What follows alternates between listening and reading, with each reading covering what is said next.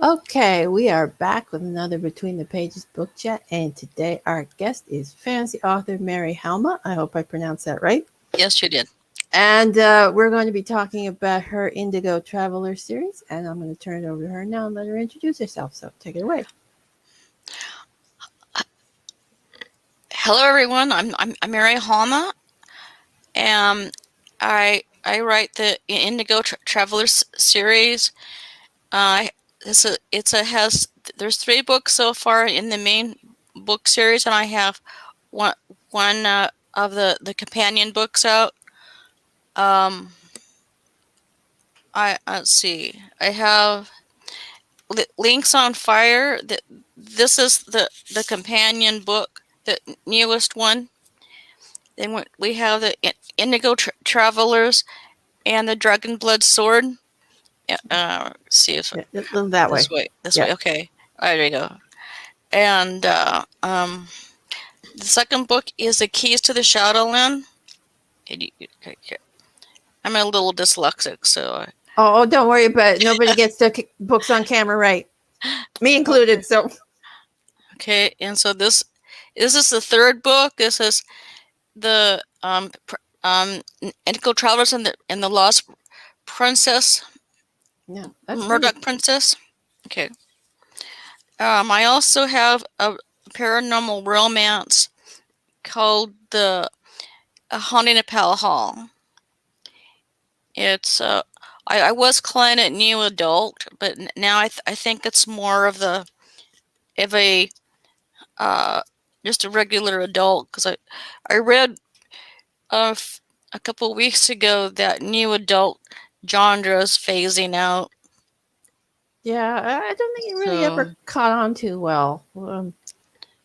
yeah. And So a lot of the new adult stuff's gone into the academy fantasy too. So oh, true. Yeah. okay, so anyway, we're here to talk about your Indigo Traveler series. So tell us a little bit about the series. What it's about. Okay. It it's it's based on the Indigo ch- Indigo children, and I've taken the idea of the Indigo children who are very spiritually aware and very aware that there's something different about them, and all of them have specialties. Indigo kids are considered rule breakers. They don't fit in. They seem a lot older than regular normal kids their age. But these kids are normal too. It's just that they have a more of an awareness to the world around them and to the spiritual world around them. So my first Indigo teenager is Alexander Vey. He's 13 in the first book. His gifts are he's very telepathic. He can hear other people's thoughts, things that the other people think that they're hiding, but he can hear it, and sometimes he hears their words so loud, so clearly in his mind that it sounds like his own thoughts. And he hasn't learned how to put a shield up to to protect himself so he doesn't hear that yet. So he gets into a lot of trouble, especially if he's at school and he gets really nervous and he's picking up on on the teacher's worries that the teacher is trying to keep in the back of his mind. And Xander hears that, and he blurts it out when he gets really nervous. And the kids just think he's crazy. So one day he gets his cat brings him this griffin that fell from Earth, fell from the sky, and so Z- Xander is having a dream about the griffin crying for help, and his cat wakes him up, and he finds the griffin.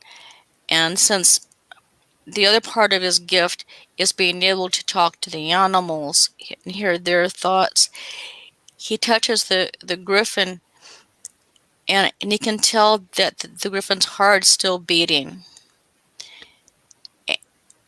So he starts talking to the griffin, or just thinking of his own thoughts, and the griffin starts responding to his worries. And he realizes a dialogue.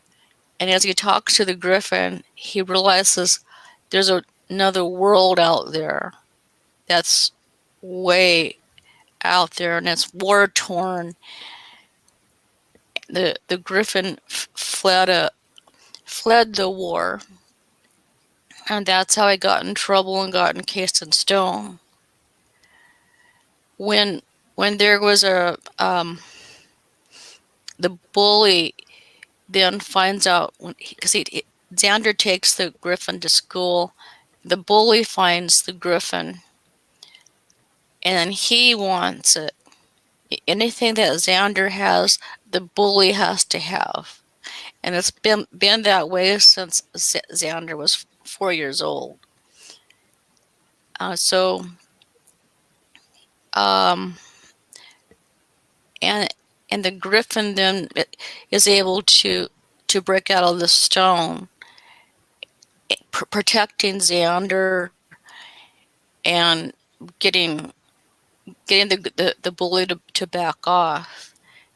The griffin marks the bully and leads to, so you see in other books, when the bully comes forward, he still has the griffin's mark.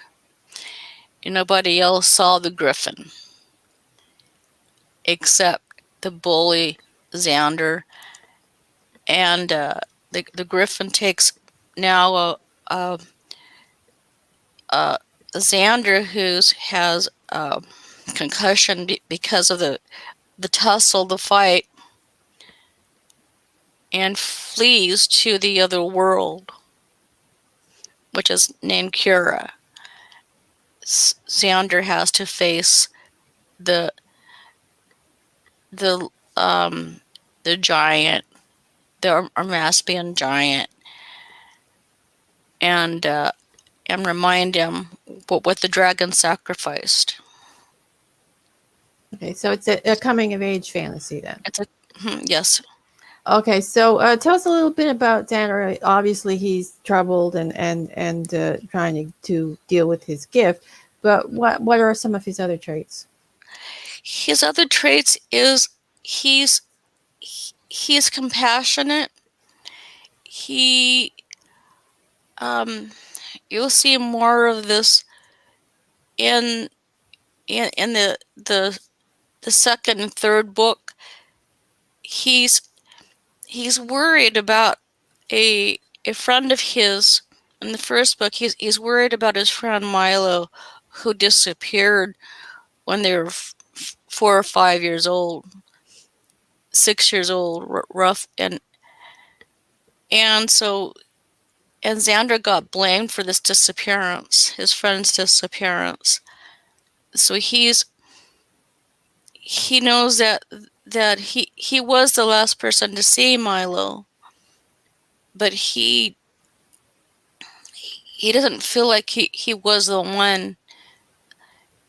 But that really caused it.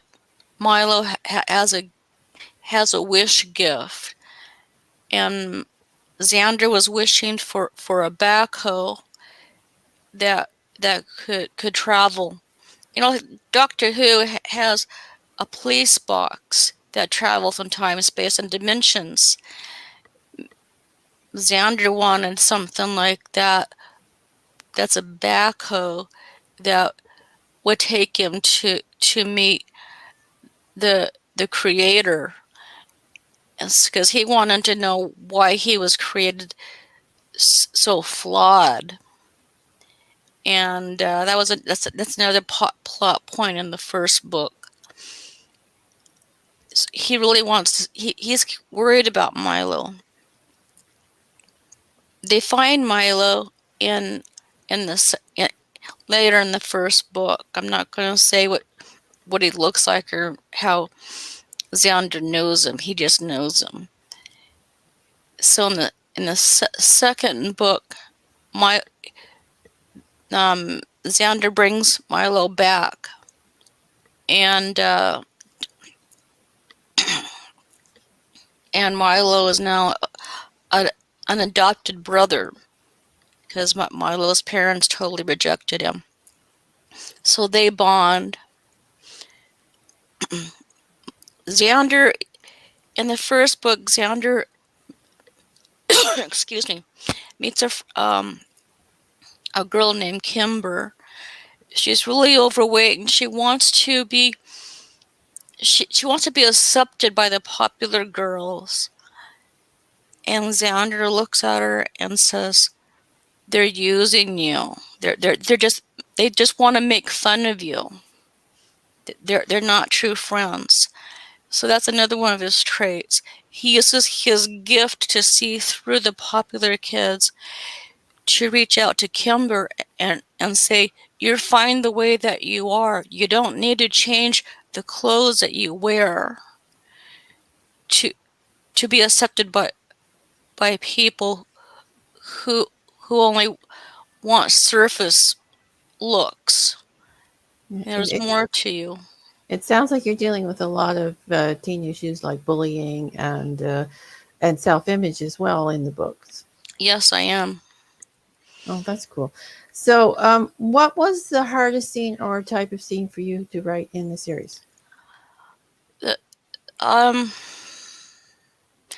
the hardest scene in the first book was writing the death.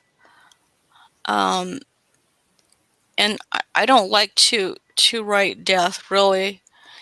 So there's so all of my villains are basically able to come back, and it's kind of a spoiler, but they come back and they're feel more contrite, more uh they they learn something about who they are, and because they see the creator of all worlds face to face, and they learn more about what it is they need to learn. Everybody has a lesson to learn.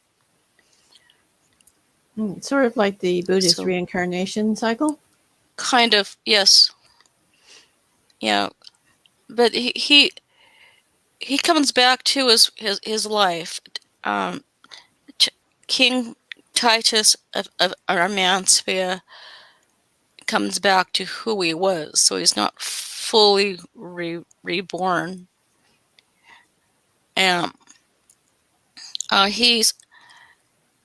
he still has his lessons to learn that leads into um, um, the lost keys of the Shadowland, the keys to the Shadowland, because then King Titus is saying, "Why did Abagoth forgive me? Why did he allow me to come back to life? Why didn't I just stay dead?" And Xander doesn't want to hurt anybody. And so when he thinks that he killed Titus, King Titus, he's really upset. And so it Okay, so what was your favorite scene to write in the book? my favorite scene is my werecat Lynx. He is he's the shapeshifter, and he's a bit of a Cheshire cat sort of. And so when he brings Xander the three-pronged dragon's sword that has the dragon's blood embedded in it, he presents it to Xander, and he was flying through the air. His caregiver, the alchemist blacksmith, sent him a spell and had him soaring in. And after he bestowed the sword to Xander, he was then trying to snap his toes, but he didn't have opposable toes yet. And he was like, one day I'm going to get opposable toes. So that way I can open my own milk and I can snap my toes and just transport myself.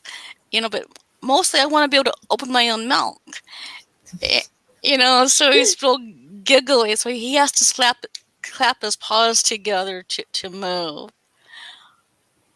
And so I don't have a printed out. I don't have a graphic here, but I had an artist who liked that. So he drew my Link's character, and he has this bottle of milk and opening in it with a snap. Oh, that's cool. Uh, Okay, so you've said you've written a paranormal romance as well as the fantasy. So mhm. did you why did you write paranormal romance, and are you planning on writing in any other genres? I wrote that because originally Honeypell Hall was my entrance to back in the 90s. I was attending Eastern Washington University, and I learned about Masters of Fine Arts and Creative Writing.